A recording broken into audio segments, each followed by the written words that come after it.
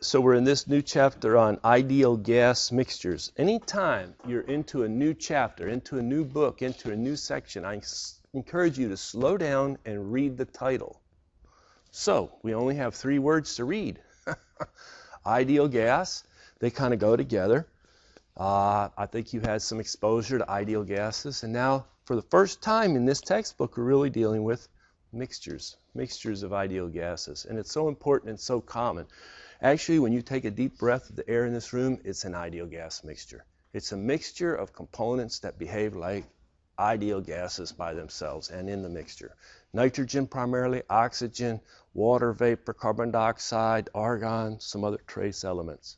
Okay. Well, we need to be able to describe these ideal gas mixtures before we can do some energy and entropy first, second law analyses or calculations. So that's the name of the game. So when somebody says, what is the ideal gas model? You remember what? What do you remember? How about if I walk around and see if you can remember anything? What is ideal gas model? What can you recall? That's what I'm looking for right away. It says PV is equal to N R bar T. How many people right there? That's their gas equation. That's the way you remember it. And then you remember something about, okay, what does P stand for? Pressure, not gauge, absolute. What's the volume? It's just the volume occupied by N, lowercase n, the amount, the number of moles, kilomoles, typically we measure it in. What is R bar? That's maybe the hardest. R bar is the ideal gas constant or the universal gas constant. It's one number for all ideal gases. Can you remember that number?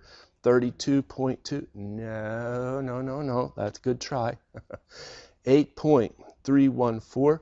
And then different sets of units. You could put kilopascal per kilomole Kelvin. Or sometimes it's convenient to recall 1 kilopascal is 1 kilojoule. So sometimes you can recall 1 kilojoule is a kilopascal meter cubed. And then you still have the 8.314 and then per kilomole Kelvin. So a lot of times I like to use that second form, but the way I learned it was with the kilojoule per kilomole Kelvin. Okay, and then what about this T? I forgot. What is that T for? Temperature. Does it have to be absolute? Can you put 0 for 0 degrees C? You got to have Kelvin, absolute temperature scale. A lot of times what you'll do is you'll say, okay, we'll take this N and we'll put PV over N equal to R bar T. What is this cap V volume divided by the number of moles N? You can replace that with? You can replace that with a lowercase v with the bar on it. It's the molar specific volume. Instead of being on a mass basis, it's on a molar basis. Hey, what are the units on this V bar? Isn't that meter cubed per kilomole? Sure. Yeah, that's exactly right. Okay, sometimes what you could do is you can rewrite this equation as P V is equal to M R T. How did that come about? How did you get from this equation down to that equation? Well, you took the number of moles and you multiplied by the molar mass. Well, you had the R bar here, so you had to divide by the molar mass. And so the molar mass over molar mass, you just multiplied by 1. You didn't change anything. And what is lowercase n times big M? Again, big M is the molar mass. It's the mass. It's M. So this becomes M. And then R bar divided by the molar mass is RT. Is there a difference between R and R bar? Yes. One is divided by the molar mass. R bar divided by the molar mass is R. And then sometimes what you'll do is you'll say, well, just like we took this N on the second equation and we divided it over, we can basically put P V divided by M is equal to RT. Hey, what does that big V divided by M look like? Isn't that just our specific volume without a bar on it?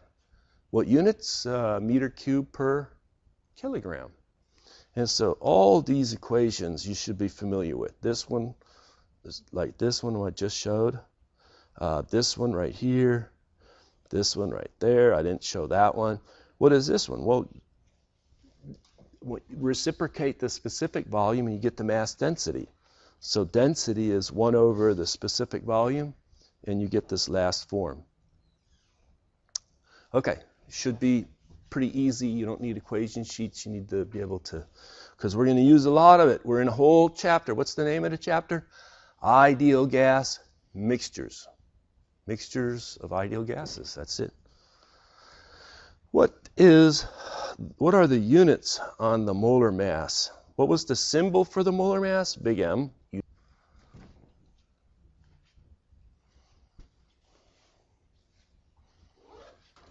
Is we display those results.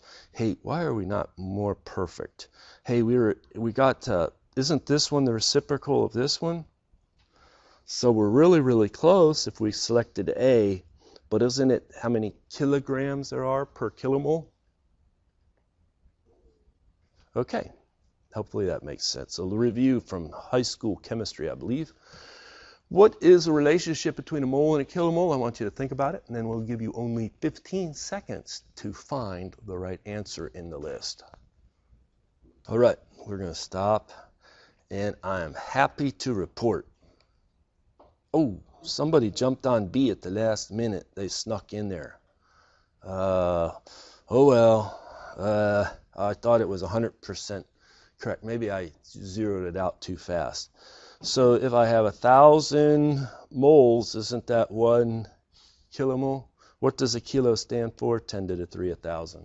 That's all it is. You just replace, right? All right, let's move on. What is the relationship between bar and R bar? It's hard for me to do the typeset, so bar. That's okay. So you write it down on your sheet of paper. What is the relationship between R and R bar? And then when I uncover, you got like 20 seconds to find the right answer in the multiple choice.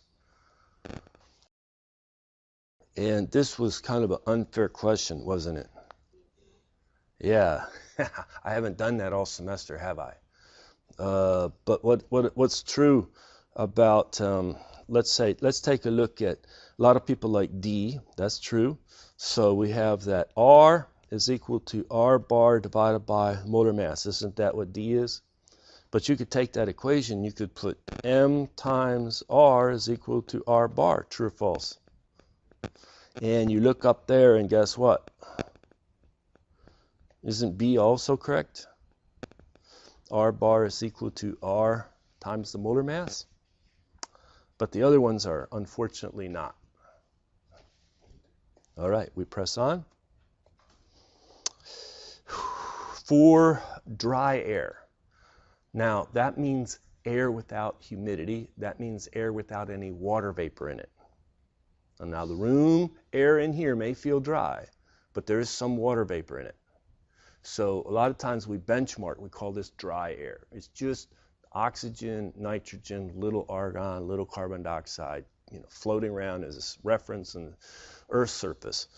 Okay, what would be R bar for air as an ideal gas where it's dry air? Ready? I'll start that and uncover your options.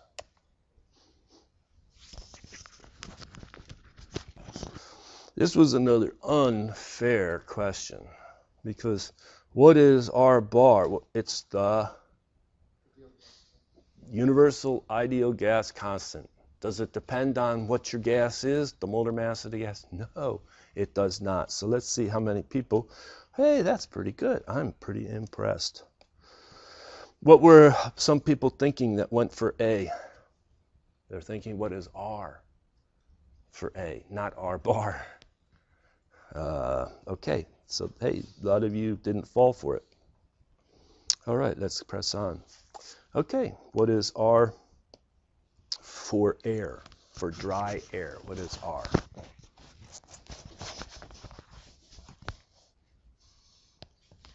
You're looking at this number, 0.287, 0.287, And you're saying, okay, I like both of those, but I'd better look at the units. And the only difference is this is per kilomole and this is per kilogram. Right, remember? And so if I take R bar and I divide by molar mass, don't I get R? And this is 8.314 kilojoules per kilomole Kelvin. Then I divide by molar mass, which is 28.97 for dry air. Kilograms per kilomole. What cancels? And then we're left with the numeric value of 0.278 kilojoules per kilogram Kelvin. Ouch, ouch, ouch, ouch, ouch. I feel bad because look at that. Some of you just stuck with A, right? But it's still the wrong answer. Okay, let's talk about mole fractions. So we have this mixture, and this mixture can be made up of a bunch of components. If I said, give me the total number of moles in a mixture, you'd say, well, how many are there of this species, the first component? How many are there of the second component? How many are there of the third component? And I'd add them up. I'd say, how many components do you have? Tell me how many moles or kilomoles there are of each component. I'll add it up. I'll tell you the total number of moles. So the textbook will use subscripts 1, 2, and 3 for what? For each of those components. What if there's no subscript? It's the total. So now if I take this equation, I divide both sides by n, it's 1 is equal to, and they give this y1, then they call this y2, then they call this y3. What are those y's? Those are not mass fractions, mole fractions. Mole fractions. And so this is the mole fraction of the first component, the mole fraction of the second component, etc. So you'll see something, they'll say, well, I did a molar analysis. As soon as they say a molar analysis, oh, they're going to give me mole fractions. And it's 20% this and 80% that. Only two components, 20% this, 80% that. They gave me the y's. They gave me not the mass fractions. They gave me the mole fractions. All right. Well, do you think they could do a gravimetric analysis? Do you think they could weigh it? I know that's kind of an archaic term, but a lot of times weight and mass are hand-in-hand synonymous. Or think about it as a pure mass fraction analysis. Sure. Somebody says, okay, I give you the total mass of the mixture. Okay. If I could know the mass that's in that mixture associated with the first component, and the mass associated with the second component, and the mass associated with the third component, etc., they sum up. I mean, masses are additive. So if I had 2 kilograms of this and 3 kilograms of this, I'd have 5 kilograms total. 2 plus 3. All right. We take this equation, you divide both sides by cap m, and guess what you get? You get 100% is equal to, now, this is where different textbooks deviate. I like to say they use Y for molar analysis. Y1, Y2, Y3, great. Some books will come in here, and this book does not, but some books will come in here and they say, well, Y is already taken, let's use X1. And they'll call this X2 and we'll call this X3. Why did the author probably not adopt using X's for mass fractions? We've done it for quality. This thing's overused. So you go hunting for a new one. Okay, how about Z? How about, G? No, we use G. We use Z. So this author, I like the way they did it. They just said, look, what are we trying to talk about? The mass fraction. So instead of one letter, let's use 2 letters, and we'll call this the mass fraction of 1, and the mass fraction of 2, and the mass fraction of 3, etc. So MF, the mass fraction, is a symbol for the mass fractions. Hopefully that makes sense. So the sum of the mass fractions equal to 100%. Well, there's the Amagat's model talking about partial volumes, and there's Dalton's model, Dalton right here, talking about partial pressures. these kind of go hand in hand. Amagat with partial volume, and then the other one, Dalton's with partial volumes. Okay, partial pressures. So what you do is, maybe by illustration we show it here. We have this container. It's of this size, and it has some blue and red gas molecules to distinguish one colored blue, one colored red. And then we think about cutting this one such that this side here and this side there, and we stuff all the red ones in the one on the right and all the blue ones on the right, left and on the right. And then what we say is that they have the same pressure and the same temperature. So if this mixture had the given pressure of, I don't know how many kilopascal and the temperature of how many Kelvin, that this one has the same pressure temperature and this one has the same pressure temperature. What you find then is that the volume here associated with the red and the volume here associated with the blue. The red, there may be a greater volume if you had more of the red in the initial mixture, so that you have a volume fraction. So if I come back and looked at it, if this was a fraction, the volume fraction, and that's equal to the mole fraction.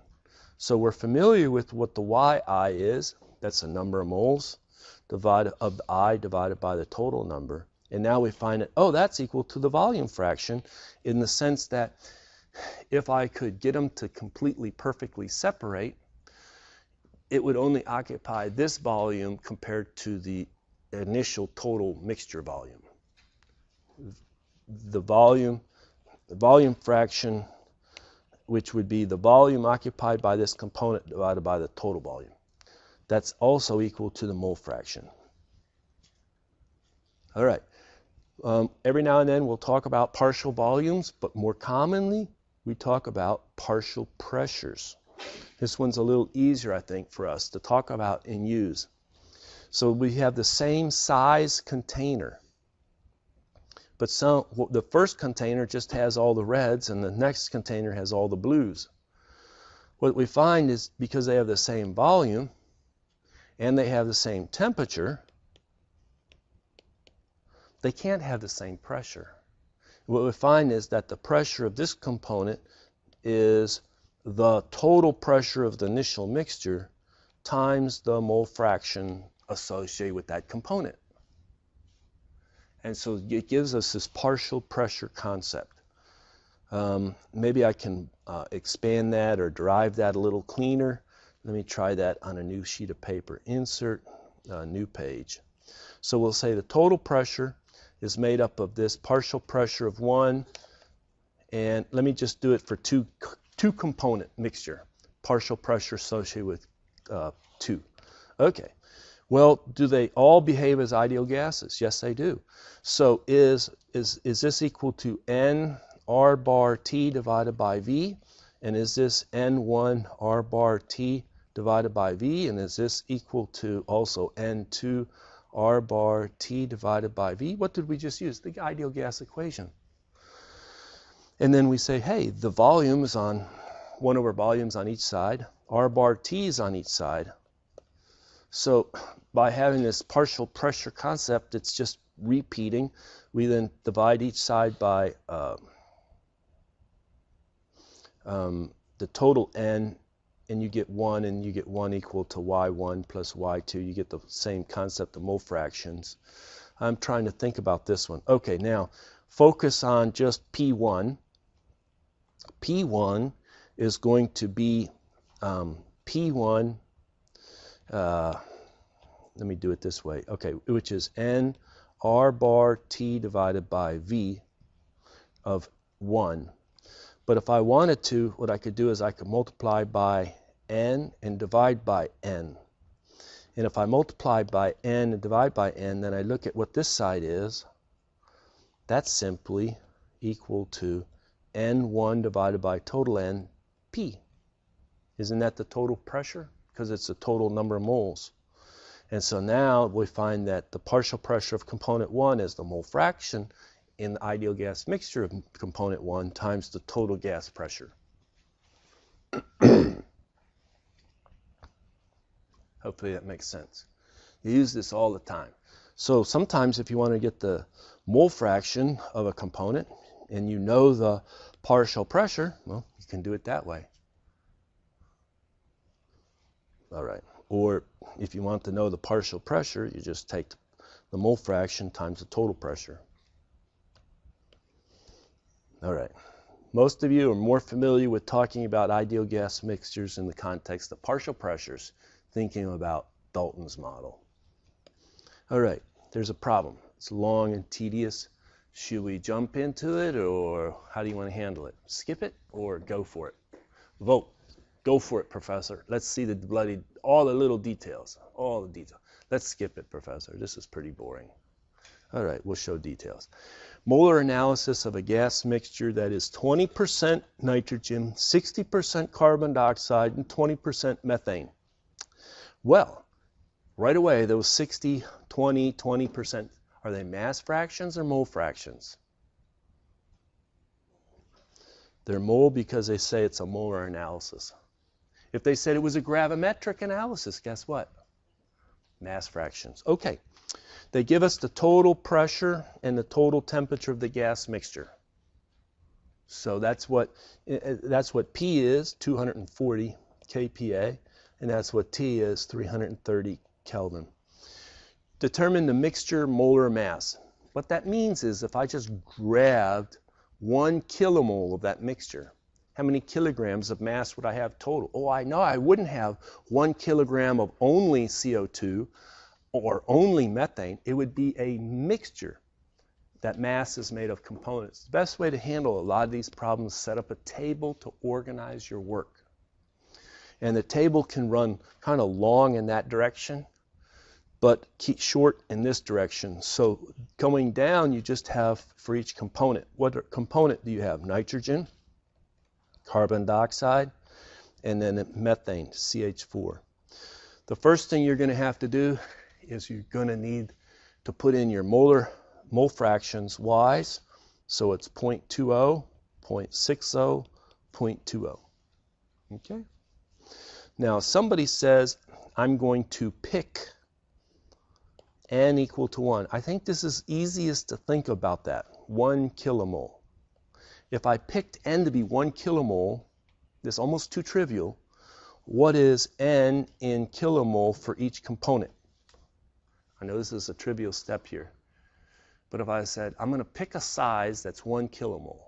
I don't know how much volume it's going to occupy, but I'm just conceptually picking n is equal to 1 kilomole. What will be the number of kilomoles of each of those components? Can you figure that out? 0.2, 0.6, and 0.2. Then if I sum this one up, guess what I get? I went in circles, like a dog chasing the tail. It's just like, well, okay. That's where I started. I assumed 1 kilomole to begin with for the mixture, and so there. Now if I go and get big M, which is how many kilograms per kilomole there are for each of these components, because isn't the carbon dioxide heavy compared to the light methane and the intermediate nitrogen molecule? So what is my nitrogen molecule's molar mass? You have to look that up in appendix. I remember it's around 28. But I want to get 4 significant digits. So it's 28.01. Carbon dioxide, 44.01. And methane, 16.04 from our textbook. Where do we find those? Appendix A1, I think. Yeah. Now that I know the number of moles and the molar mass, can you tell me what is the mass in kilograms of each one of those? How would I do that? Well, I would multiply n times cap m. So 0.2 times 28 comes in with 5.602 kilograms. How did we get the 5.602? All right, multiply 28.01 times 0.2. And then you get 26.406, and then you get 3.208. If you add those up, you have 35.216 kilograms. This is where you pause and you think about what you just did. I started conceptually with the assumption that I have 1 kilomole. And now I found out that if I did have 1 kilomole of this mixture, I'm going to have 25.216 kilograms of the mixture. So guess what the molar mass of the mixture is? Remember, molar mass is how many kilograms per kilomole. So it's 35.216 or 35.22 rounded off the 4 significant digits. That's the answer for part A. All right, how about part B? We want to do a gravimetric analysis. I need to know the mass fractions of each of these components. Well, I know the total mass, and I know how we got it for each of those. So we just make a new entry. It's called the mass fraction. And for the first number, it's 5.602 divided by 35.216. Isn't it? And so I'll just replace that with whatever percent that is. It comes in at 15.9%. And then for the next one, 75.0% and 9.1%. I could have probably put more digits, but there it is. And when I add those up, that comes up to 100%. In accounting and a lot of Excel spreadsheets, stuff like that, if there's a sum below, that's where you put it, the sum. So it's 100%, mass fraction, sum to 100%. And there you go, 15.9, 75, and 9.1% methane. All right, what is the partial pressure of the carbon dioxide in that mixture? How do I find the partial pressure? Partial pressure of the CO2, isn't that the mole fraction of the CO2 times the total pressure? Yeah. And so our mole fraction is 0.60, 60% of 240 kilopascal, and that gives us 144. Hopefully that makes sense. All right, a little bit of work. We're going to use now the ideal gas equation for part D. Calculate the volume occupied by 1.8 kilomoles of the mixture. What is the volume occupied by 1.8 kilomoles of the mixture? Okay, so we go back and probably use PV is equal to N R bar T, such that the volume, maybe I just rewrite this, I just divide by P over here. Wouldn't that work? Yeah. So it's 1.8 kilomole, R bar, 8.314. This time I like to use kilopascal meter cubed per kilomole Kelvin for R bar. And then the temperature is 330 Kelvin, and the pressure is 240 kilopascal. So the kilopascals, the kilomoles, the Kelvin, and we get meter cubed, and it turns out to be about 20.58. That makes sense? Am I going too fast or too slow? Is that okay? All right, for part D, that's done. How about for part E? What is that partial volume of nitrogen? What do you mean by partial volume? Partial volume of nitrogen in meter cubed. If you have 1.8 kilomoles of the mixture. So we know that if you have 1.8 kilomoles of the mixture, it's going to occupy a total of 20.58 meter cubed. But if I could somehow partition it and just have how much is occupied, perfectly, separate the nitrogen from the carbon dioxide from the methane, then it would occupy, that nitrogen would occupy a smaller volume. All right, how would you like to handle this? Well, there's a couple ways of handling it. You could calculate in the 1.8 kilomoles of the mixture, how many total number of moles of the mixture are there in 1.8, number of moles of the carbon dioxide. Wouldn't it be the total number of moles times the mole fraction of the carbon dioxide? Yeah. So you could get the number of moles of the CO2, And then you could go back and you say the volume occupied by the CO2 would be the number of moles of CO2, R bar T divided by P. And that would allow you to calculate it. All right.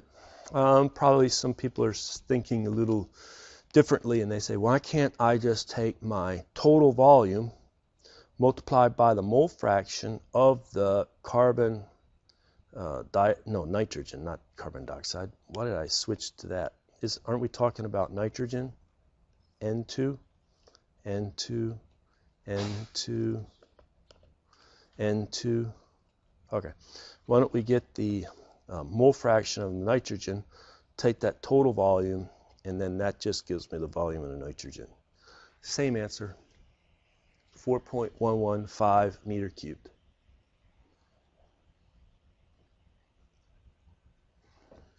Should I let you run some calculations on your calculator or verify? You want to do that? You already did. Thank you very much. Okay, the last one, volume occupied if you have 62 kilograms of the mixture. Well, I would probably say if I had 62 kilograms, tell me how many total number of moles of the mixture I have, right? So it would be the mass times the molar mass of the mixture, 62 kilograms divided by, we already figured out that molar mass of the mixture is 35.216 kilograms per kilomole. So the kilograms go, we get how many total moles. I then repeat this step right here. So, and then you find the volume is 20.13 meter cubed. All right. So when you have a molar description, you get the mole fraction. A mass or gravimetric description, you get the mass fraction. Make sure we can handle that molar mass. A good way to calculate it when you're given the mole fractions is the sum of the yi's times mi's, the molar masses of each component. The partial pressure is a key concept. And the partial volume, hey, I left off that V, is also used, but this one's more used, partial pressure concept. Okay, let's continue on. Once we have a basic knowledge of how to handle calculations with ideal gases, we need to think about doing a first law analysis considering energy and the second law analysis considering entropy for ideal gas mixtures. Often we use simple approximations using constant specific heats. So, okay, once we have an ability to analyze energy and entropy changes, we can go and do calculations for the closed system analysis and open system analysis. Just repeat Thermo 1, but now with ideal gas mixtures. All right, how do I calculate a change in the cap U? Let's even say I don't even have a mixture. I just have an ideal gas. Let's do an ideal gas, just to review. Somebody says U2 minus U1. I want you to give me that for an ideal gas. How do you make that calculation? Wouldn't it be the mass times lowercase u2 minus lowercase u1? And then if somebody said use constant specific heats,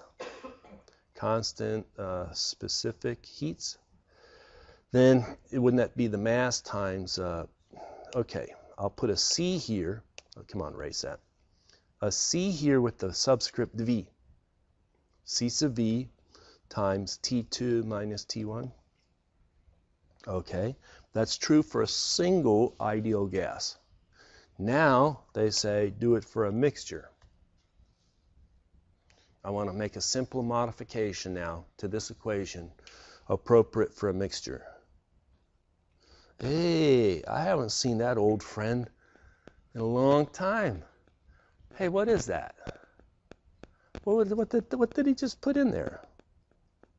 What is that symbol? Mathematical symbol for summation. I'm going to sum over all of my components.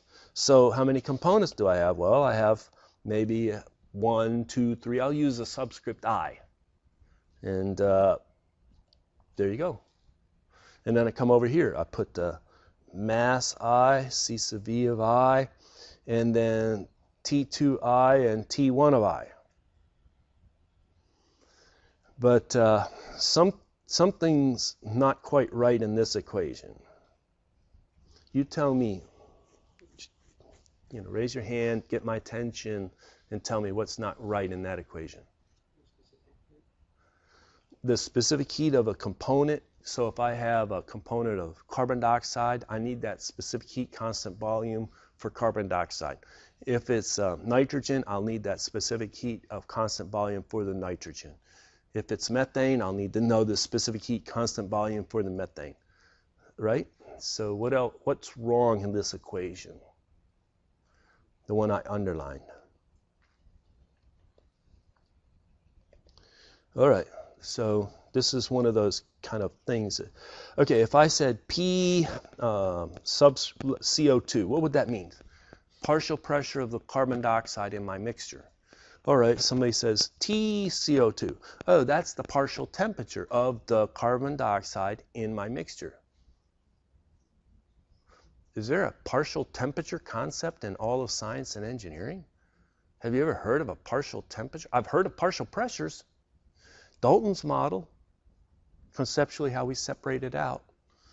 But how about the partial temperature concept? Does not exist, at least in engineering, thankfully, in this book. Oh, sure, you could probably find some obscure physicist doing some work with partial temperature concept, but not needed for us. Not discussed in our textbook. So, when you're talking about a temperature, final temperature of the mixture, and the initial temperature of the mixture's temperature state 1, the beginning of the process, temperature state 2 at the end of the process, there is no partial temperature concept. So don't put subscripts like CO2 or component 1 or component 2 on temperatures. There you go. Hopefully that didn't confuse you too much. So you sum over all of the components. Over all of the component i's. How many i's do you have? I don't know, 2, 3, 5? How about the same for enthalpy change? Isn't it the mass? H2 minus H1. You say, hey, we have a lot of components. Okay, sum over all the i's. I have constant specific heats. Sum m's C sub p I. T2 minus T1. Makes sense? Somebody says, I prefer to work on a molar basis. No problem. If you work on a molar basis, it was the number of moles times U bar 2 minus U bar 1. Remember U bars? Yeah. Instead of having, what were the units here for this U? Kilojoules per kilogram. How about U bar? What are the units? Kilojoules per kilomole. Right. Right. And this lowercase n is number of kilomoles. And then you need to sum. So you put I there. And then you could do the same thing. So it's like, this is all on as a mass description, these two equations. And then on a molar description, these two equations. Let's finish it out. We'd have the sum of the Ni CV bar of the component I, T2 minus T1. What do you mean CV bar? Well, it's a specific heat, constant volume, but not on a mass basis, it's on a molar basis. It's per kilomole. Okay, likewise over here, the same thing, the sum N H bar 2 minus H bar 1, and then the sum N I C sub p I bar T2 minus T1. Okay, somebody says, I sure would just like to have a very simple model for the mixture. I'd like to say that for that mixture, the change in the enthalpy is equal to the number of moles total of the mixture, the CP average for the mixture, times the temperature change of the mixture. That's good. That's fine. That, if I just equate over here, that's equal to the sum Ni CPI bar times T2 minus T1. Now, if I look at these two equations, can't I cancel out the T2 minus T1? Because it's same on both sides. And then if I divide over by N, I'll pick up an equation, the Cp bar, the molar specific heat constant pressure of that mixture is equal to the sum of Ni divided by N, Cp bar I. Hey, that's just the weighted average, and the weights are the mole fractions of each individual molar specific heat. You could do the same thing for C sub V. Okay. You could also repeat that same process for on a mass basis, and you would get C sub P on a mass basis as a sum of the MFIs, CPI. So if you're working on a mass basis, it's the mass fraction weighted average of the specific heats. If you're working on a molar basis, it's the mole fraction weighted average of the specific heats. That was easy for energy calcs. Let's think about entropy. Hey, do you remember? Before we do it for a mixture, let's just do it for an ideal gas. Somebody says, what's in the general equation for S2 minus S1 for an ideal gas? You'd say something like, well, how much mass is there?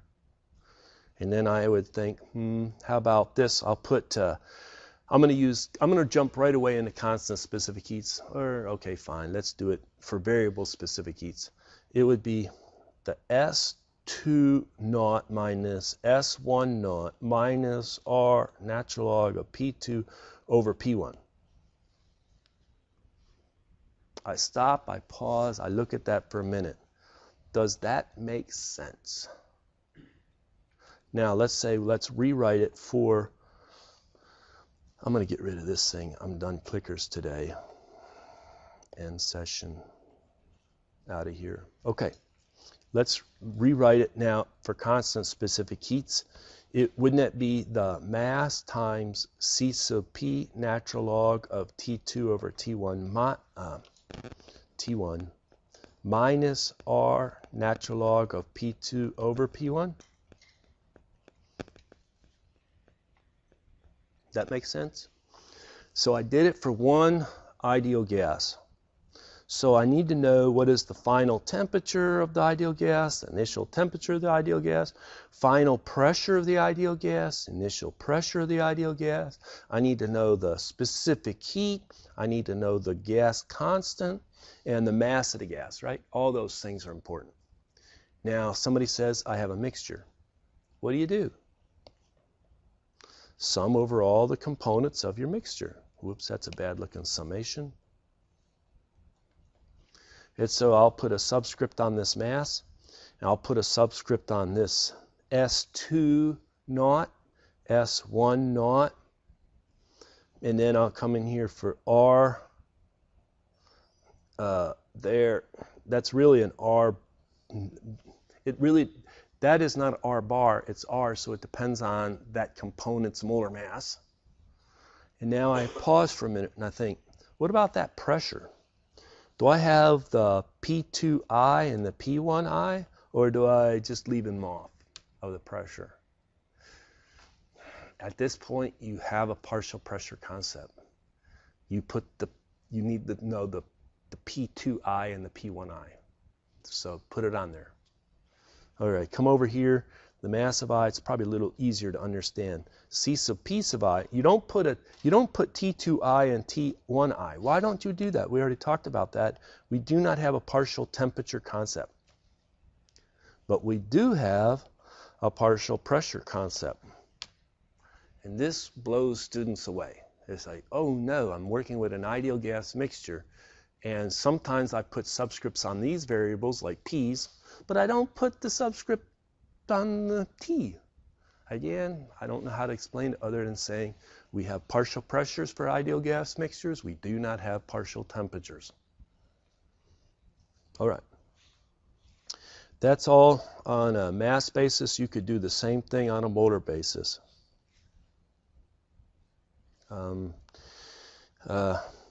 don't know how much more to explore, but you just need to be able to make those calculations. Here you need tables. Actually, let me write it on a molar basis. The sum of n I, and then you have S bar naught of 2 for component I minus S bar naught 1 component I minus R bar natural log of P2I divided by P1I. Yeah, I'm glad I wrote that out. Why? Let me do this. This is a natural log on that. Then I need to close this outer parent right there. Okay. All right. Now, what happened to the subscript I on this R bar? It went away. It's a universal gas constant. Okay.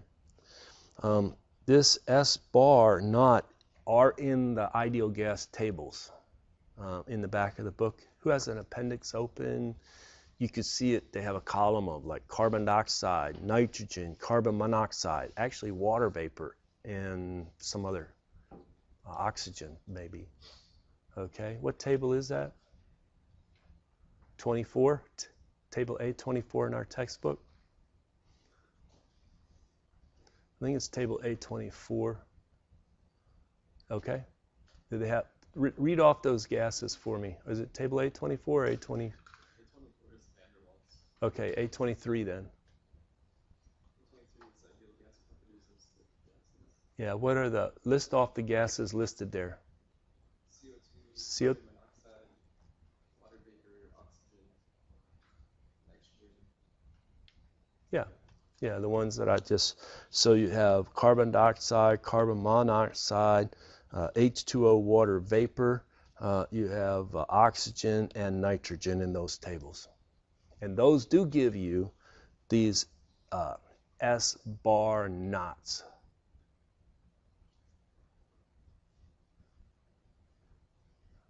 Is that the header? What does the header show? Oh yeah, it has the S bar knot. It also has the enthalpy bar and okay, there you go. Okay, so there's a lot of information. You can use the ideal gas tables if you wanted to make that calculation. Or you come over and you just do the sum of the component, and then you have C sub P bar. You got to get the molar specific heat constant pressure, natural log of T2 over T1 minus R bar, no subscript needed anymore, natural log of P2I over P1I. And that's a sum like this. Put an I on that, C sub P bar I. Okay. Does that all make sense? This a little more challenging. The partial pressure concept, you need to not forget it for ideal gas calculations. Okay. Now, sometimes what happens is you have that P, if I wanted to replace this P2I divided by P1I, I would just basically write Yi at the final state times the pressure at the final state divided by, and then over here I'd have Yi at the initial state times the pressure at the initial state. And a lot of times these don't change. The mole fractions don't change. Let's say I have a piston cylinder apparatus and I'm heating it up, or I'm changing the volume, I'm compressing it or something. I have no reactions. The mole fractions stay the same. And that a lot of times these are the same. They don't change. But every now and then they do change. Let's say I have a mixing problem. So I'm coming in with state 1, going in with state 2, going out with state 3. Let's say the pressure at 1, the total pressure at 1 is equal to the total pressure at 2 is equal to the total pressure at 3. It's constant pressure mixing. But I'm bringing in pure, I don't know, argon, and I'm mixing with it pure nitrogen. I'm going out with an argon nitrogen mix. So this is a little more tricky in this case because the mole fractions of the nitrogen and the mole fraction of the argon change between, let's say, 1 and 3 and 2 and 3. Remember, mixing is very irreversible. Hence, when you're making these calculations, you'll see that you get a large entropy generation when you do mixing. Even if they have all the same pressure and all the same temperature, T1 equal to T2 equal to T3, no heat transfer between the two streams as they mix. You'll find very irreversible in the calculations, but you got to do the partial pressures right. All right. Better to just solve some problems if we have time. How much time? Yeah, we have a little time. Initially, we have this many kilomoles of nitrogen at 500 Kelvin, 300 kilopascal in a rigid, well-insulated tank. It's connected to a second rigid, well-insulated tank containing so many kilomoles of hydrogen at a different temperature. This is hot, this is cold, and a lower pressure. This is high pressure, that's lower pressure. The valve is opened and the gas is mixed to obtain a final equilibrium state. So here's our tank, here's our little valve. We can open it when we want, and they come to some final equilibrium. This is a challenging problem. We have to set it up and go slow. I'll only really be able to set it up. And here's the answers for the problem, but I'll set it up. Okay, they get to a final equilibrium state.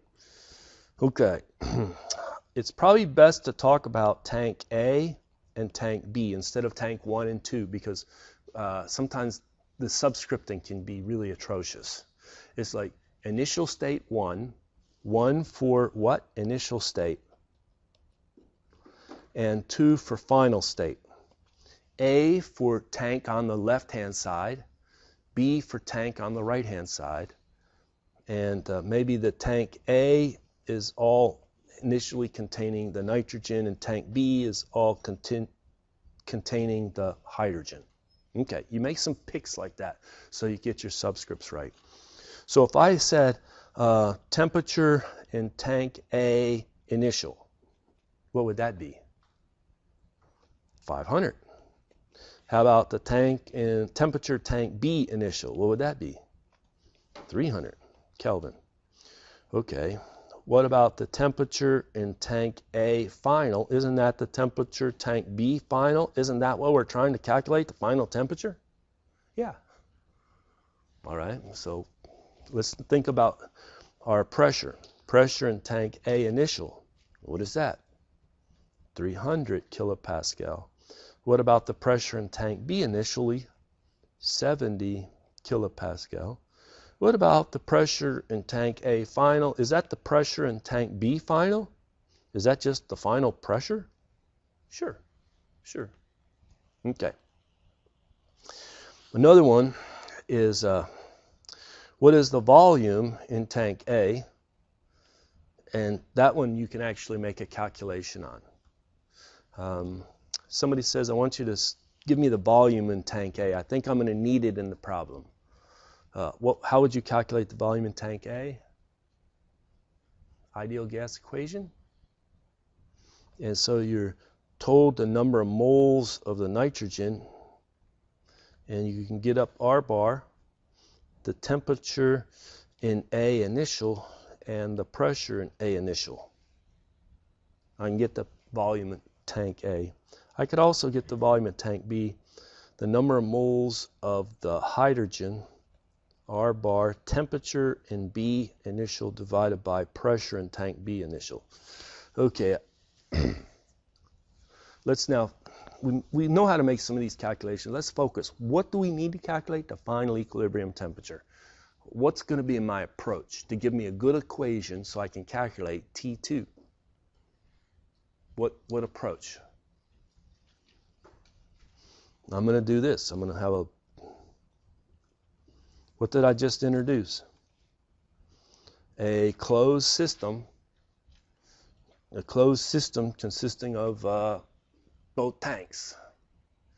And I have initial state 1, different material in both tanks, different pressures, temperatures. State 2, they're in thermal and mechanical equilibrium. They have one pressure, one temperature. Did they have any heat transfer or work transfer with the surroundings? Nope. Do a first law analysis, and you find that the Q and the W is equal to 0. And so the first law for this closed system, consisting of two tanks, undergoing a process, initial state 1 to final state 2, just gives you that U2 minus U1 is equal to 0. Where did that come from? First law. Negligible change in kinetic potential energy. There you go.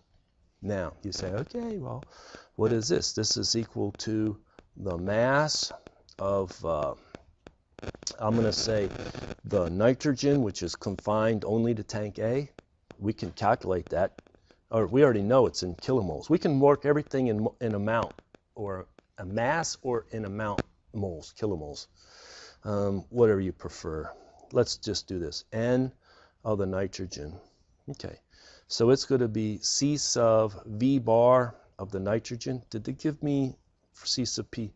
They give me the specific heats and the specific heats here. Oh, they give it to me on a mass basis. Oh, fine. I'll just calculate this.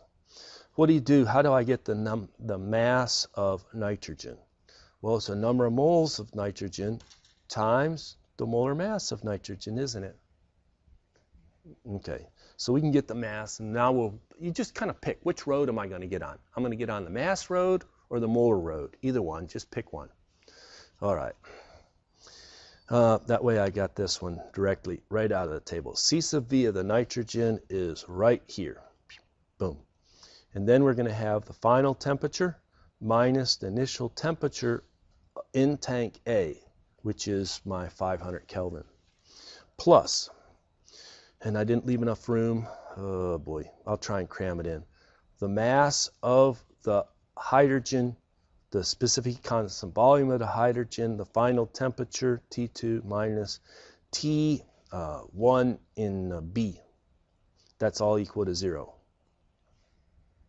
So let's kind of check things off. We know this temperature, good.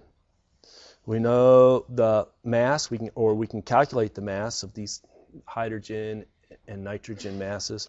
The specific heat constant volumes, they're right here. I have one equation with only one unknown. The only unknown is T2.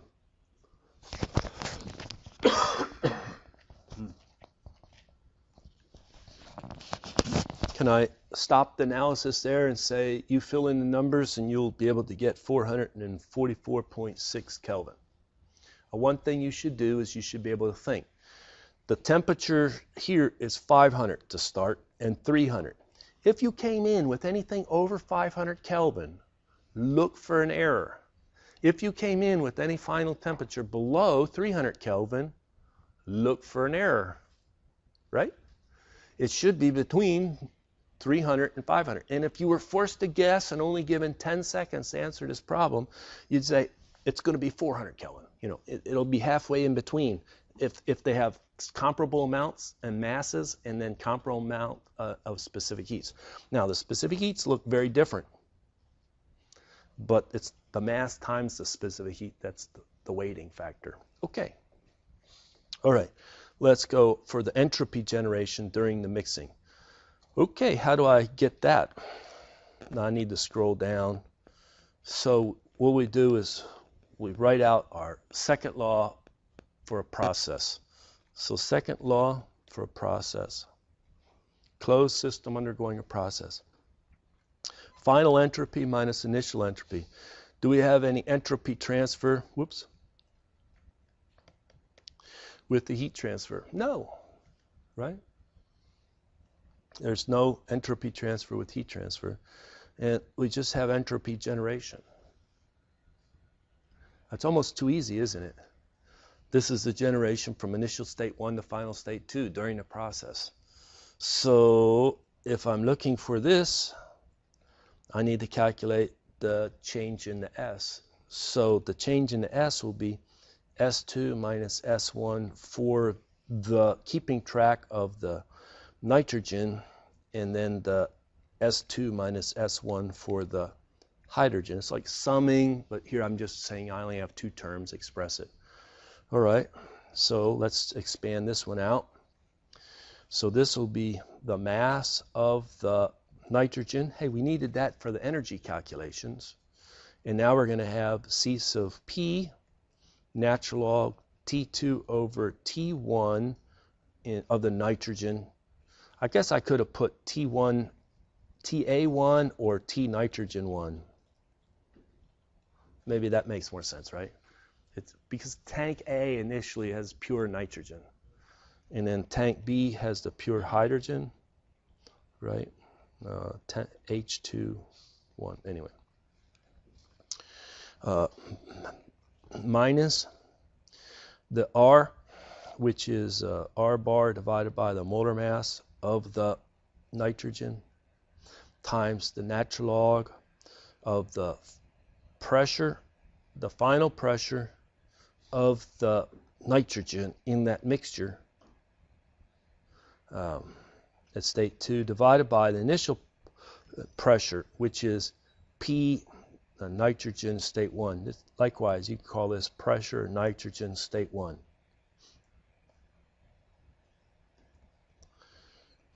Okay, plus the mass of the hydrogen, and the same thing. C sub P of the nitrogen, C sub P of the hydrogen. The natural log, final temperature divided by the initial temperature of the hydrogen, minus R bar divided by the molar mass of the hydrogen, natural log of P2 of the hydrogen and P1 of the hydrogen. Okay.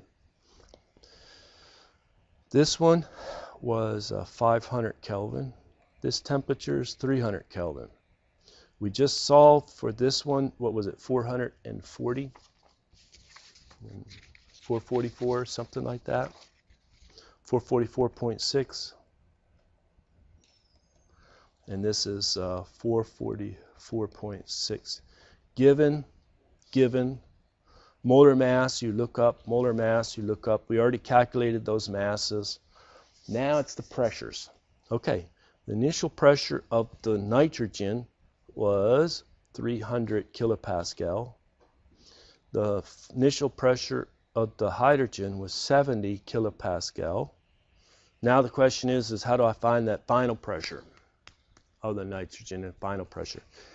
So you have to sit back and you have to do some calcs.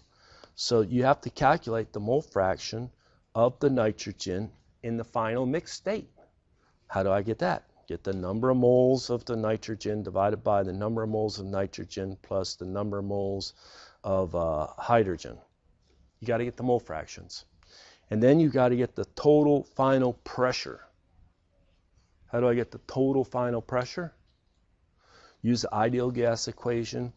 P2 is equal to the total number of moles, that's nitrogen, the number of moles of hydrogen, times R bar, times the final temperature divided by the total volume, the volume of tank A plus the volume of tank B. Yes, we did need those volumes at some point. So you get the second law equation. You say, I'm going to do some work to get these partial pressures in the final state. The way you do it is you get the total pressure in the final state, and then the mole fractions, multiply them, and you're ready to make the final calculation. Is there a lot of entropy generation? Yes. The entropy generation is calculated, and it's 3.134 kilojoules per Kelvin. I see I'm out of time. I thank you very much for your attention.